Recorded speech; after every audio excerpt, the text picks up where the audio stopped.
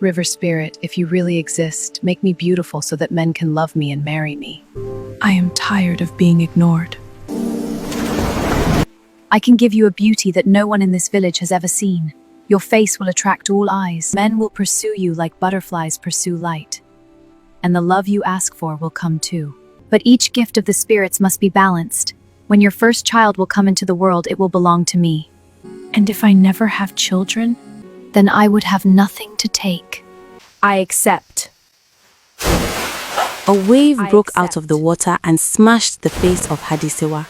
The water was frozen. When she opened her eyes again, the luminous silhouette was already disappearing in the river. Her voice resonated one last time in the night. The pact is sealed. A week passed after the birth of the child. Hadesewa's house was still full of visitors, songs, and blessings. The women of the village came to admire the baby, bring gifts, and whisper prayers for her long life. But behind her smiles, Hadesewa carried a terrible weight in her heart. Every night, when everyone was sleeping, she remained awake while watching her child breathe gently into her cradle. And every night, the same thoughts came back. The river, the promise, the spirit. She knew she could no longer keep this secret. Then one evening, when the court became silent and the last visitors left the house, Hadesewa asked her mother and her husband to stay with her. Her husband, Adekunle, sat in front of her, his face calm but attentive. Her mother, Ishe, observed her daughter with a silent concern. Hadesewa took a deep breath. Then she said softly, "I have to tell you something." Her voice trembled slightly. She told them everything. The night she went to the river, the voice that had come out of the water, the promise she had made, the pact, and the prayer. When she finished, the room became completely silent. Adekunle remained still, as if trying to understand what he had just heard. But the strangest reaction was that of his mother. The old woman did not scream. She did not ask any questions. She just became very silent. Her eyes were fixed on the sleeping child. Then, slowly, she sighed. "Mother, why don't you say anything?" The old woman raised her eyes to her daughter and murmured softly, "Because I knew this day would come." Hadesewa frowned. "What do you mean?" The old woman remained silent for a few seconds. Then she said something that no one in the room could have imagined. "This is not the first time that the river has asked for someone from our family." Hadesewa's heart tightened. What? His mother gently placed her hand on hers and began to tell a story that she had kept secret all her life. "When you were little, you were barely 3 years old." The old woman looked at the flame of the lamp as if she was reliving that moment. "One day, you fell into the river." Hadesewa squinted. She had no memory of it. "The current was strong," continued her mother. "And when the men took you out of the water, you no longer breathed. The room became icy." Hadesewa was now looking at the old woman with total attention. "Everyone thought you were dead," she murmured. Hadesewa felt his throat tighten. "But I couldn't accept it." The mother lowered her head. "Then I did something I should never have done." She slowly raised her eyes. "I returned alone to the river that night, and I begged the spirit of the water to bring you back to life. The spirit accepted." The old woman took a break. Then she ended with a low voice. "But he left something in you." Hadesewa murmured. "Something?" His mother gently placed her hand on her chest. "A part of him. Since that day, a drop of the spirit of the river lives in your blood." Hadesewa stood up slightly. "Then the pact?" The old woman slowly raised her head. "Yes." She looked at the baby sleeping peacefully. Then she said a sentence that made the whole room shiver. "If this spirit comes to claim your child," she raised her eyes to her daughter, "he will discover a truth he does not expect." Hadesewa murmured, "What truth?"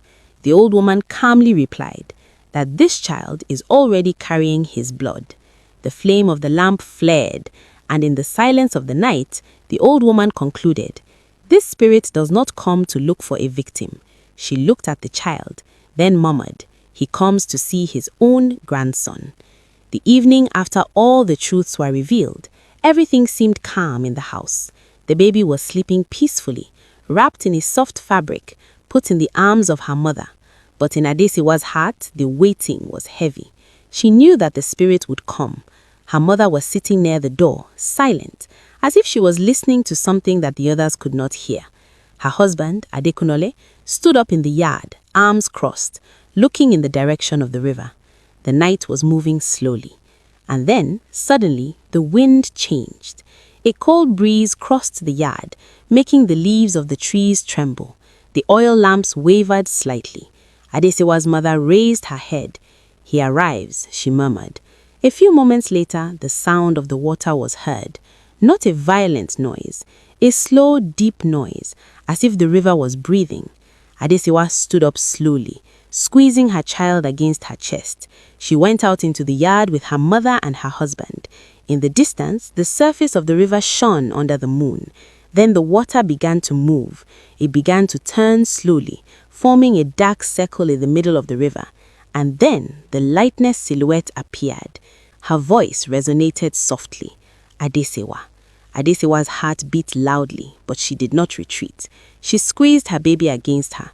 The spirit continued. "You have received what you wanted. Beauty, love." Her eyes fell on the child.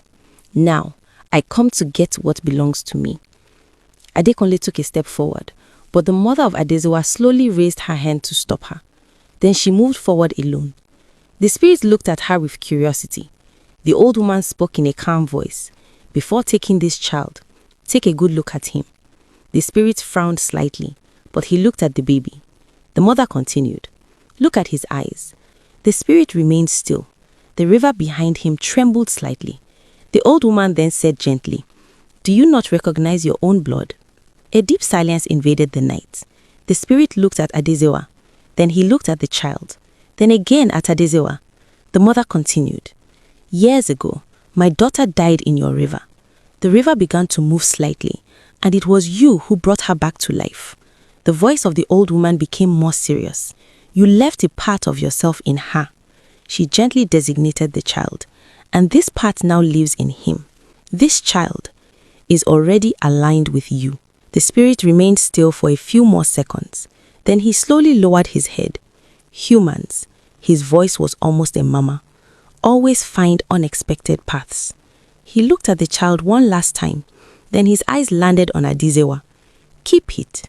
The light around him began to fade. "Because we do not steal our own blood."